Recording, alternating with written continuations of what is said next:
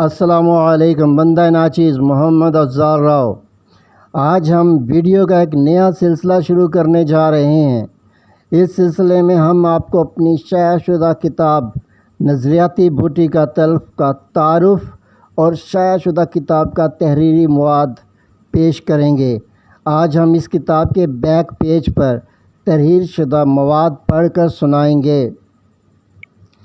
ایک حیرت انگیز بات یہ ہے کہ یہ کتاب مئی 2005 میں شائع ہوئی تھی، لیکن یہ تحریر جولائی 2023 کا 100% عکس محسوس ہوتا ہے، کیونکہ بدقسمتی سے پاکستان ہمیشہ سے ایک نازک موڑ سے گزرتا آ رہا ہے۔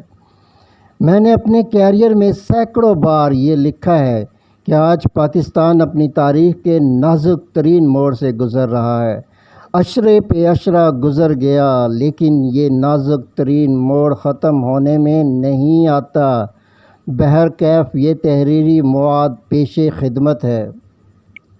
محمد افضال۔ نظریاتی بوٹی کے تلف کی پہلے ایڈیشن میں مذہبی علماء کو بے نقاب کرنے کی کمزور سی کوشش کی ہے، اور اگلے ایڈیشن میں دیکھیں کس کی باری آتی ہے۔ جان تم پر نثار کرتا ہوں، جان تم پر نثار کرتا ہوں، میں نہیں جانتا دعا کیا ہے، میں نہیں جانتا دعا کیا ہے۔ امت مسلمہ اور خاص کر پاکستان کی حالت زار پر اگر درد سے بھری سرسری نظر سے بھی حالات کا جائزہ لیں تو پورا جسم آنکھیں بن جائے۔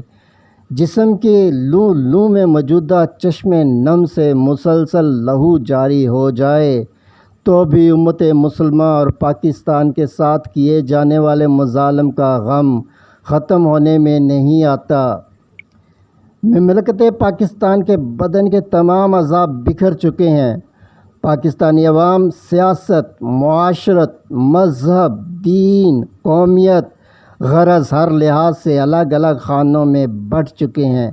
ہر طرف زندہ لاشیں نظر آ رہی ہیں۔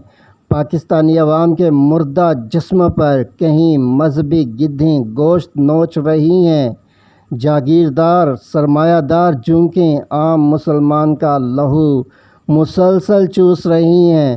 مذہب کے نام پر پاکستانی قومیت کو اس قدر دبایا جا چکا ہے کہ پاکستانی قومیت بھی پنجابی، سندھی، بلوچی، پٹھان اور مہاجر قومیت میں جذب ہو کر اپنا نام و نشان کھو چکی ہے۔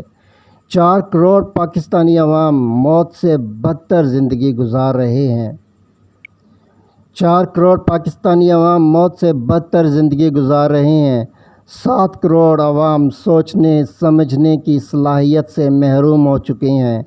اس ارتکاب جرم میں سر فہرست مذہبی نام نہاد علماء، خونخوار جاگیردار، بھیڑیے سود خور سرمایہ دار، بدنام سیاستدان اور اس کھیل کا مرکزی کردار آمر مطلق العنان حکمران، جس میں فوج اور اسٹیبلشمنٹ کا کردار سب پر حاوی ہے، محمد افضال۔